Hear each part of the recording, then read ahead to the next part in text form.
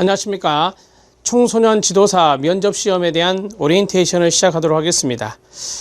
청소년 지도사 면접시험 1급, 2급, 3급의 면접시험이 있는데 2020년에 여러분들은 이제 면접시험을 지금 대비하고 계시죠? 거기에 대해서 좀 팁을 드리고자 합니다. 해마다 면접시험에 대한 오리엔테이션을 하고 있는데요. 그 내용들을 좀 집약해서 짧게 해드리도록 하겠습니다. 자, 면접시험의 개요인데요. 여러분들이 알다시피 청소년 지도사는 필기시험 면제자가 많습니다. 그래서 면접시험만을 보고 이제 최종 합격하는 경우가 있는데, 이제 물론 끝나고 나서 연수교육도 받으셔야 되고요. 면접시험은 구술시험입니다. 여러분들이 가지고 있는 마인드, 청소년 지도사로서의 마인드나 아니면 전공 지식 이런 것들을 구술로 풀어내는 시험이다. 이렇게 말씀드릴 수 있고요. 필기시험에서 전문 지식적인 것은 측정이 됐으니 이제 뭐 면접에서는 그거 물어보지 않을 거야. 그것은 오산이십니다.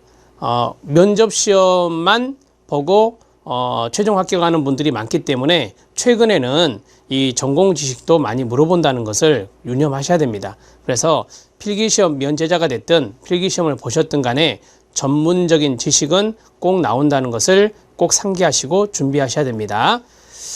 필기시험에서는 응시자의 어떤 지식의 양 또는 질은 저울질할 수 있어도 그 지식 그대로 직무에 활용된다고 할 수 없습니다.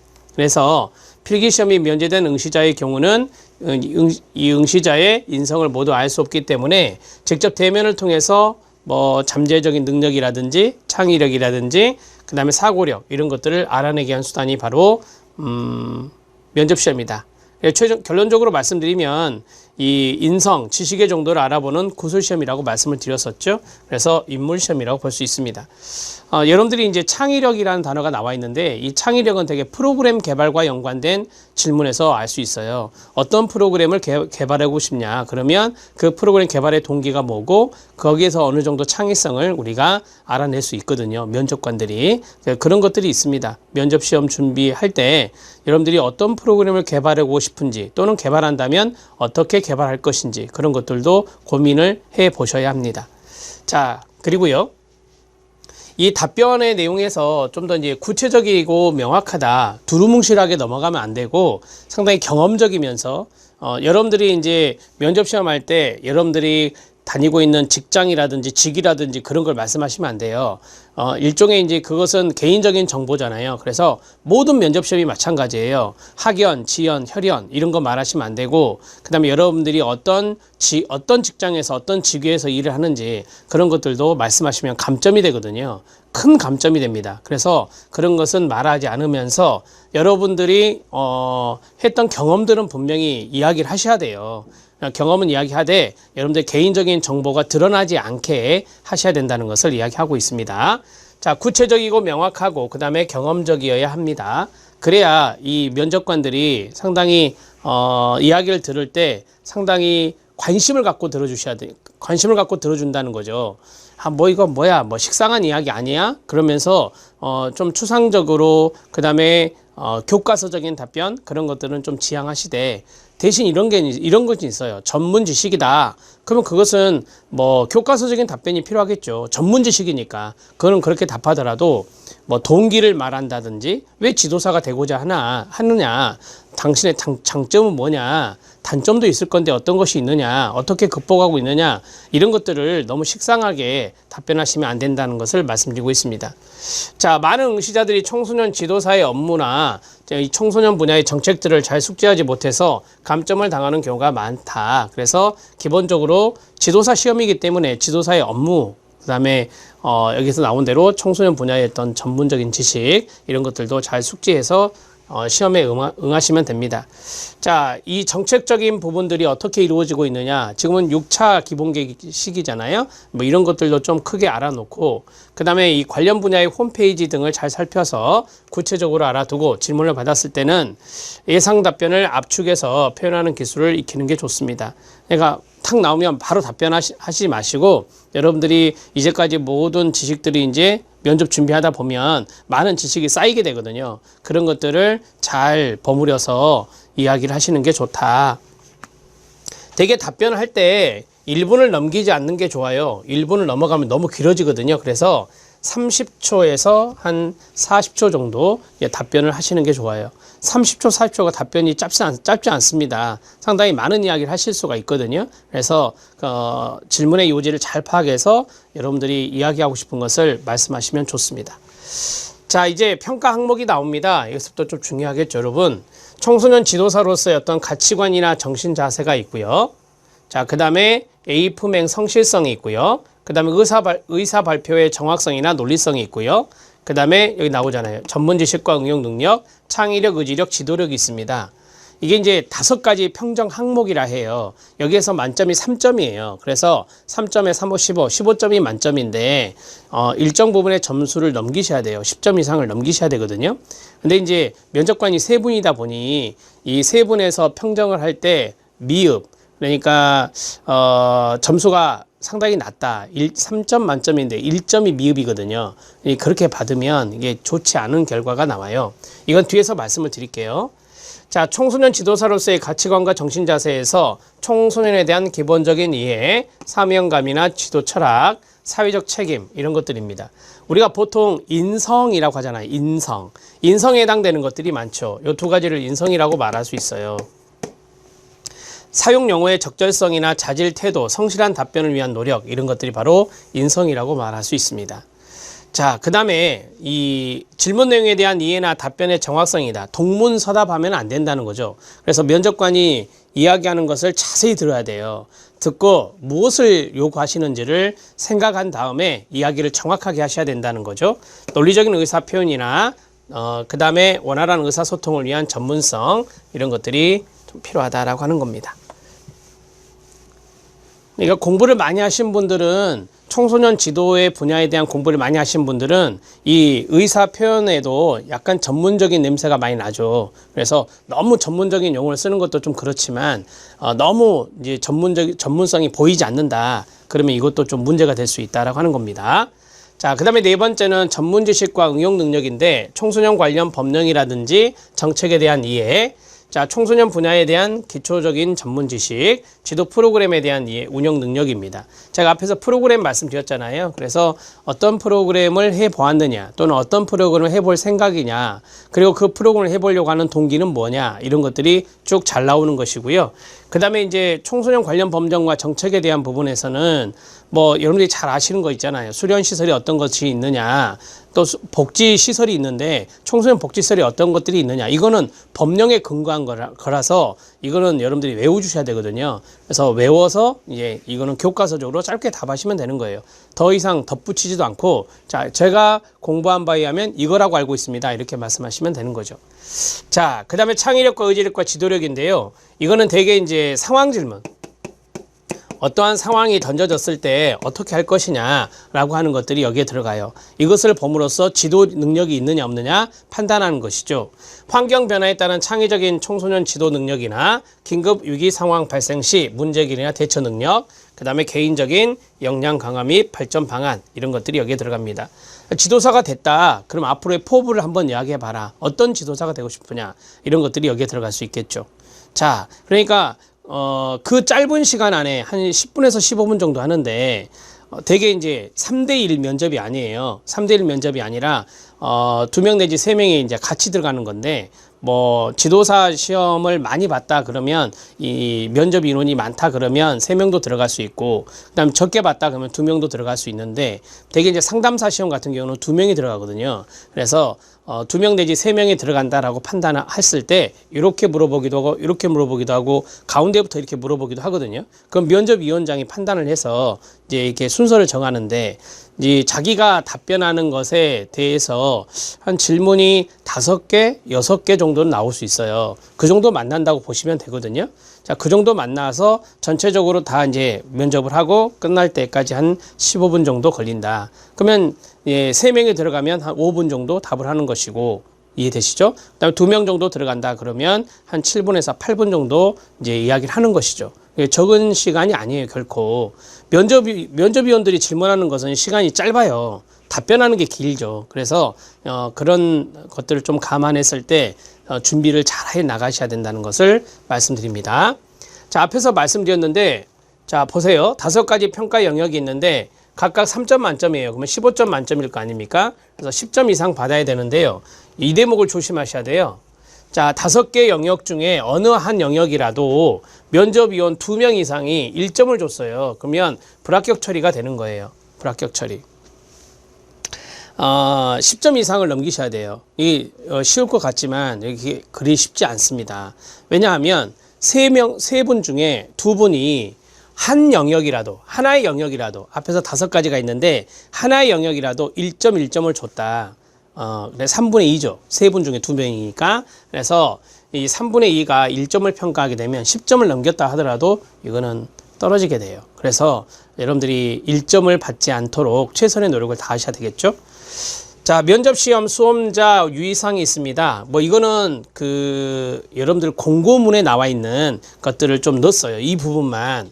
자, 수험자 유의사항에서 수험자는 수험 일시, 장소, 입실 시간을 정확하게 확인하고 자, 신분증과 수험표를 소지합니다.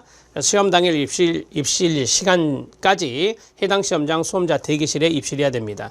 가시면 이제 안내가 있어요. 그 안내원들이 대기실로 안내를 해 드립니다. 입실 시간 이후에는 시험 응시가 불가하기 때문에 시간 내에 도착해야 됩니다. 늦게 도착하면 안 된다는 것을 말하고 있죠. 소속 회사 근무복이나 군복이나 교복이나 제복 이런 거 착용하고 시험장에 입실할 수 없습니다. 이게 왜냐하면 특정인임을 알 수가 있잖아요. 그래서 이런 것들은 안 되고요. 복장은 단정하게 입고 가는 게 좋습니다. 정장이면 더 좋고요. 왜냐하면 이미지, 첫인상이 중요하니까. 자, 그 다음에 이제 면접시 고득점 10개명 들어갑니다. 10가지가 나와 있는데 되게 이제 이거는 나올 수도 있고 안 나올 수도 있어요. 자기소개를 해보세요 라고 하는 면접위원들이 있거든요. 자기소개를 할 때 조심해야 될 게 자기를 지칭할 수 있는 어떤 특정의 단어들, 저는 어디 소속에 무슨 일을 하고 있고요. 이런 거 안 된다는 거죠.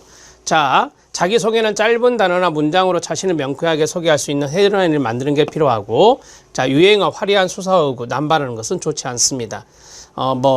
자기가 이제 조금 자신감 있게 이야기하기 위해서는 준비된 청소년 지도사, 김용준입니다. 이런 식으로 앞에 짧고 짧은 단어나 문장으로 자신을 명쾌하게 이제 이야기할 수 있는 것을 먼저 시작하는 게 좋다라고 하는 거예요. 좀 떨리잖아요, 들어갈 때. 그래서 만약에 자기소개가 나오면 처음에 자신감 있게 그렇게 딱 치고 들어가는 것도 좋은 방법이다. 자, 그 다음에 이제 관심 분야 장점이 부각되게 해라라고 했는데요. 이 장점을 이야기할 때 자칫 잘못하면은 자기가 소속되어 있는 기관명이 나올 수도 있고요. 그 다음에 자기가 어떠한 일을 하고 있다라고 하는 것이 구체적으로 나올 수가 있거든요. 그거는 조금 여러분들이 잠시 이렇게 뭐라고 하죠? 브레이크다운 하면서 그런 것들을 조금 자제하고 여러분들의 장점, 성실성이다. 그리고 탁월한 지도력이다. 또는 많은 경험이다. 이런 식으로 이야기를 하셔야죠. 그러면 이런 것들을 면접위원이 듣고 있다가 적거든요. 그러면 꼬리 질문으로 나와요. 자기소개는 30초 정도밖에 못해요. 길게 할 수가 없거든요. 그래서 거기에서 많은 걸 이야기하려고 하지 마시고 그냥 단어만 툭 던져주면 면접위원이 그러시군요. 많은 경험이 있다 했는데 어떤 경험이 있습니까? 네, 저는 청소년 대상으로 자원봉사 경험을 많이 해봤습니다. 이 정도는 괜찮아요. 이 정도는 캠프 활동이라든지 이런 활동을 많이 해봤습니다. 이런 이야기를 이제 던져주면 하면 되는 거예요. 미리 하려고 하지 마시고. 자, 결론부터 이야기하는 2가지씩의 표현을 답변해라 라고 했어요. 부연 설명은 그 다음에 구체적으로 조리 있게 말한다 라고 했는데 이게 무슨 말이냐면 이제 물어보시면 거기에 대해서 결론이 있잖아요. 여러분들이 말하고자 하는 결론을 먼저 툭 던져라 이거예요. 결론을 이야기하지 않으면 나중에 결론을 잘 못 맺더라고요. 길어지고요. 그래서 결론을 먼저 딱 내놓고 거기에 대해서 잠깐 부연적인 설명을 해주시면 된다 이거예요. 그게 훨씬 더 듣는 사람한테도 편하게 느껴지는 것이거든요. 자, 올바른 경어를 써라. 유행어는 피하고 경어를 사용하는 것이 좋다라고 했어요.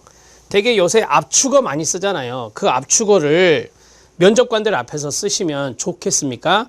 그리 좋은 건 아니죠. 그래서 청소년들과의 대화에서는 쓸 수 있지만 이거는 엄연하게 공식적인 면접시험이잖아요. 그래서 면접시험이기 때문에 유행어라든지 또는 아까 말씀드렸던 압축어라든지 그런 것들은 조금 사용을 자제해 주시고요. 뭐 예를 들어서 청소년들이 요새 많이 쓰는 약어들이 있는데 어떤 것이 있습니까? 라고 면접이 물어보면 여러분들이 아는 범위 내에서 말씀하셔도 되죠. 그런 건 괜찮습니다. 자, 그 다음에 네 번째, 질문의 요지를 파악하고 최후의 순간까지 최선을 다해라 라고 했어요. 이게 두 가지로 나눌 수 있는데요. 요지를 잘 파악해라 라고 하는 거고요. 두 번째는 마지막까지 최선을 다하라는 거예요. 질문을 잘 못 듣잖아요. 그러면 못 들었다, 예를 들어서. 그러면 죄송합니다. 제가 좀 긴장해서 면접위원님의 질문을 잘 듣지 못했습니다. 다시 한 번 더 부탁드려도 될까요? 이렇게 말해도 돼요. 그런데 잘 듣지도 않았으면서 이런 질문이었겠지 하고 답하다가는 동문서답이 된다. 그래서 차분하게 대응할 필요가 있고요. 질문의 요지를 이해하고 질문의 요지에 맞는 정확한 명확한 답변을 하는 게 좋습니다. 대답을 잘못했다 할지라도 포기하지 말고 최선을 다하는 모습이 보여야 된다. 그래야 감점 1점을 받지는 않는다라고 하는 거죠. 자, 제가 그런 걸 묻지 않았는데요 라고 말할 수 있잖아요. 제가 답했을 때 면접위원이 그렇게 말하면 제가 좀 긴장해서 잘 말씀을 못 드린 것 같습니다. 다시 한 번 더 말씀해 주시면 제가 제대로 된 답을 해드리겠습니다. 이렇게 차분하게 응대하시라 이거예요. 자, 거기에서 너무 당황하지 마셔라 이거죠. 자, 이완된 상태에서 편안한 분위기를 연출해라. 상황에 맞는 유머 이런 것들도 좀 필요할 수 있어요. 면접위원들도 이게 좀 뭐랄까요, 미소를 띄울 수 있어요. 되게 이제 면접위원들이 상황이 다 틀리니까 면접위원도 개인적인 특성이 다 틀리잖아요. 처음에 딱 들어가면 너무 긴장하지 마셔요 라고 이제 긴장을 풀어주는 분도 있고 그냥 무대포로 질문 들어가신 분도 있고 그래요. 그러다 보면 이제 상황에 눌려서 좀 이렇게 면접 보는 여러분들도 이렇게 좀 떨릴 수 있잖아요, 당연히. 자, 그랬을 때 상황에 맞는 유머는 대화를 활성화시킬 수 있기 때문에요. 딱딱한 주제의 질문이라면 에피소드 이런 걸 첨가하면서 깊은 인상을 심어줄 수도 있어요. 자, 뭐 예를 들어서 청소년을 대한 경험이 없는 응시자도 있을 수 있잖아요. 그러면 예를 들어서 저 같은 경우는 자녀가 청소년이었거든요. 그래서 자녀 이야기도 했어요.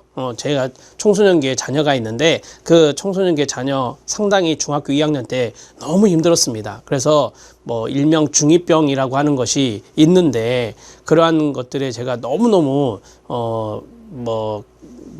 훈육하는데 또는 양육하는데 좀 힘들었던 부분이 없지 않아 있었습니다. 이렇게 툭 던지면 궁금해 하실 거 아니에요. 어떤 부분이 제일 힘들었습니까? 이렇게 물어본단 말이에요. 그래서 이런 것들이 이제 생활 속의 에피소드가 이어지면서 거기에서 또 이제 유머가 나오고 서로 공감하는 부분이 있을 수 있잖아요. 면접위원들도 아마 자녀들이 청소년기 거치는 부모들일 수도 있어요.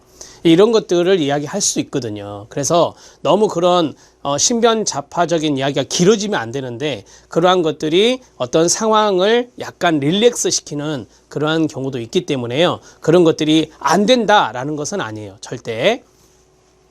그래서 이완된 상태에서 편안한 분위기를 만들어가는 게 좋다라고 하는 겁니다. 자, 그런데 이제 혼자 들어가는 것이 아니기 때문에 옆에 있는 피면접자가 그 상황을 좀 풀어줄 수도 있고요. 제가 풀어줄 수도 있고 그래요. 그래서 이것은 너무 경직된 분위기에서 면접은 진행하지 마라. 면접을 하지 마라. 이런 것들을 이야기하고 있습니다. 면접위원이 풀어주지 않을 수 있으면 피면접자 여러분들이 어떤 상황의 에피소드를 이야기하면서 풀어낼 수도 있다라고 하는 것을 말씀드리는 거예요. 자, 그 다음에 잘못된 버릇은 금물이다. 자신을 재점검해라 라고 했어요. 자, 여기 보면 너무 큰 목소리라든지 빠른 말투라든지 불안정한 시선이라든지 자신도 모르는 버릇 이런 것들이 있는데 이것을 이제 교정할 수 있는 가장 좋은 방법은 여러분들이 마지막에 이제 시험 보러 가시기 전에 스마트폰으로 한번 여러분들을 삼각대에 세워놓고 한번 해보는 거예요. 자, 면접관이 누가 됐든 간에 친구가 됐든 예를 들어서 자녀가 됐든 또는 부모님이 됐든 간에 이제 질문만 던져주면 되는 거잖아요. 질문 던져주고 그다음에 여러분들이 답을 해보는 거죠. 답을 해보는데 자기도 모르는 버릇이 나올 수 있어요. 말이 막 빨라진다든지 그다음에 말을 많이 머뭇거린다든지 그다음에 여기 나온 대로 자신도 모르는 버릇 이게 손이 막 간다든지 이렇게 그다음에 너무 바디랭귀지를 많이 한다든지 그다음에 목소리가 너무 크다든지 거기는 교실인데 큰 공간은 아니에요. 그래서 제가 지금 말씀드리고 있는 그 목소리 톤만 해도 되거든요. 근데 목소리를 너무 크게 하게 되면 면접위원들이 약간 당황하면서도 좋은 점수를 주기는 어려워요. 그래서 너무 크게 답변하지 않으셔도 되거든요. 이런 것들을 자기 점검을 해야 돼요. 자기 점검을 할 수 있는 방법은 찍을 수밖에 없거든요. 요새 스마트폰으로 동영상 촬영되잖아요. 그래서 그것을 한 10분 정도, 여러분들이 직접 들어가서 15분 정도 하니까 한 10분 정도 해놓고 한번 보세요. 보면 그게 나옵니다. 그래서 이 부분이 내한테 조금 불량스러운 자세였구나, 그런 것들을 알고 다시 한번 더 수정해 나가는 그러한 것들이 필요하겠죠. 되게 이거는 면접시험 일로부터 일주일 전에 하는 게 좋아요. 일주일 전부터 쭉 동영상 촬영해서 자기 점검을 하시면 돼요. 그러면은 변화된 모습을 볼 수가 있거든요. 자, 청소년 지도사의 역할과 관련 정책, 제도 등에 대해서 100% 파악하라. 이거는 여러분들이 필기시험 보신 분들은 많이 청소년 지도 방법론이라든지 청소년 문화나 청소년과 관련된 어떤 과목들이 많잖아요, 시험 과목이. 그래서 이 과목들을 하면서 충분히 숙지가 됐을 건데, 만약에 면제된 분들이 있어요. 그분들은 조금 이게 지식 습득이 좀 오래된 것이라서 아리송할 수 있는데, 어찌됐든 간에 청소년 지도사의 역할이라든지 관련 정책 제도는 숙지를 하셔야 됩니다. 이 면접 교재 안에 있는 것을 보시면 돼요. 자, 청소년 지도사의 업무 등에 대한 생각을 정리해 두면 답변에 도움이 된다. 많은 면접 질문에 해당되는 것이 청소년 관련 법률과 정책이기 때문에 청소년 분야의 정책에 대한 견해, 이러한 내용들을 잘 생각해 두면 응용해서 잘 대답할 수가 있을 겁니다. 되게 이제 지식적인 질문이다 그러면 이거는 모르면은 모른다고 말씀하셔야 되고요. 여기에 대해서 모르는데 이야기하면 다 틀리게 돼요. 당연하죠. 이거는 지식적인 부분이라서 여러분들이 공부한 것에 왜 다른 게 나올 수 있잖아요. 그러면 그냥 제가 많은 공부를 한다고 했지만 그 부분에 대해서만큼은 숙지를 하지 못했습니다.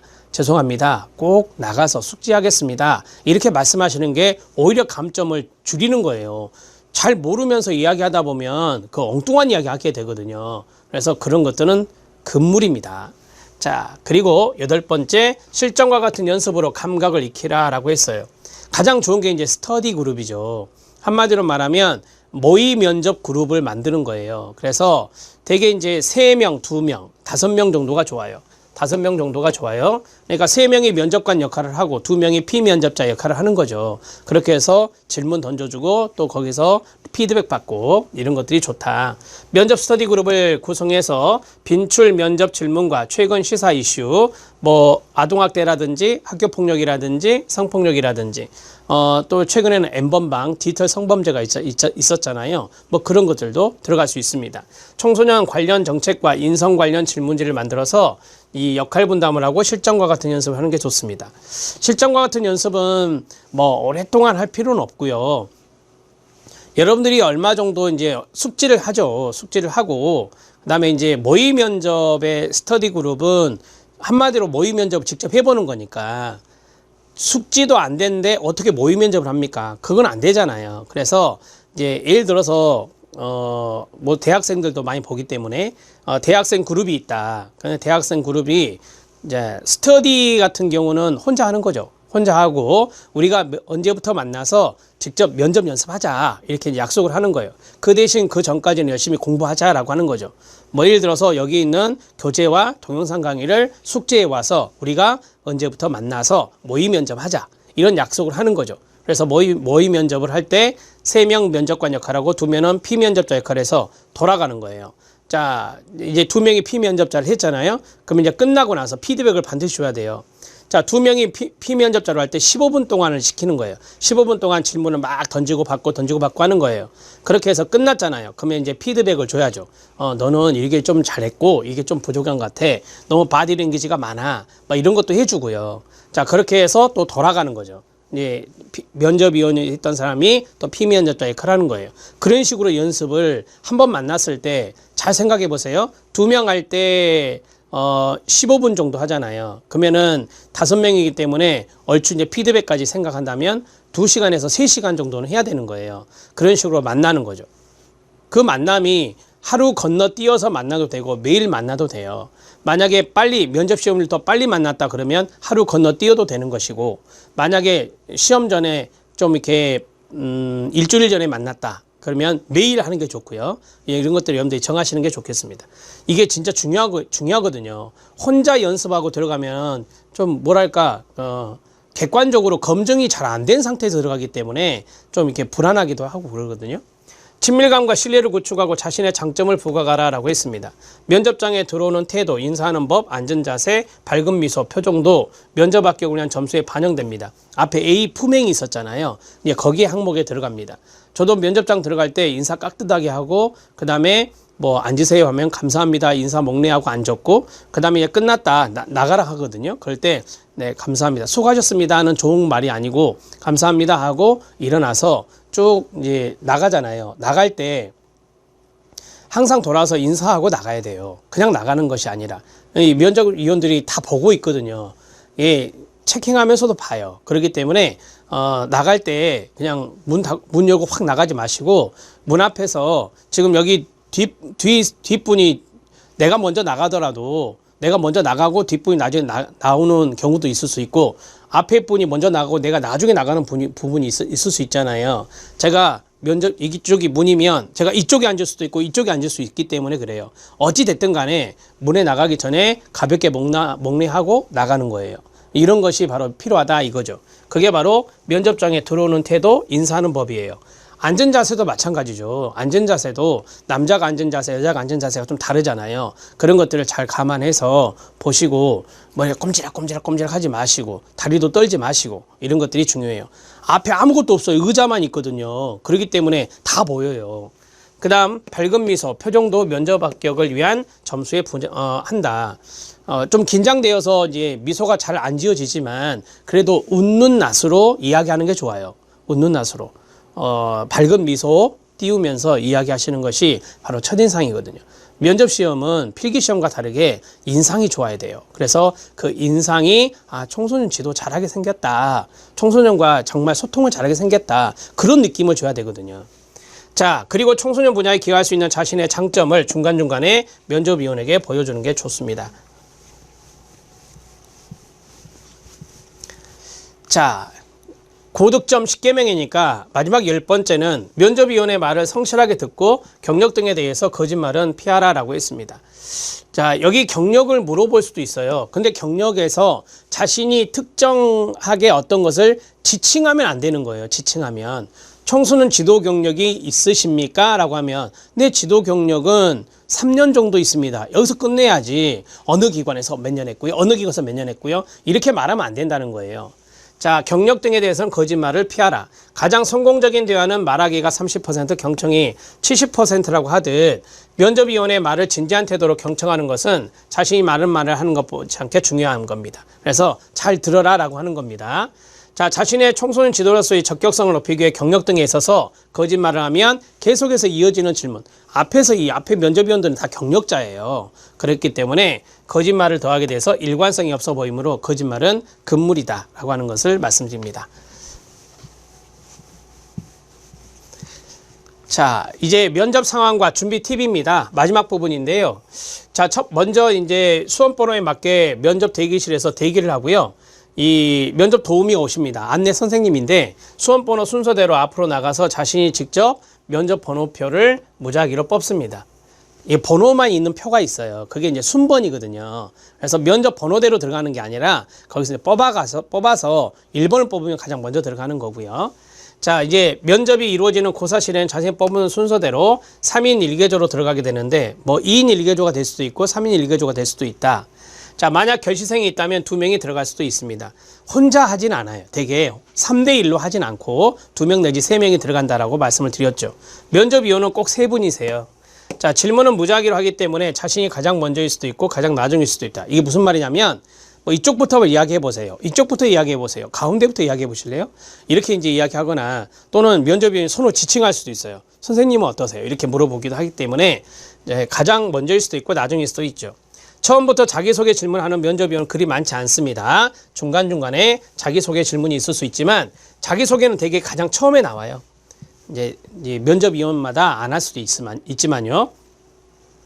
자, 여기에서 이제 좀 팁으로 말씀을 드리면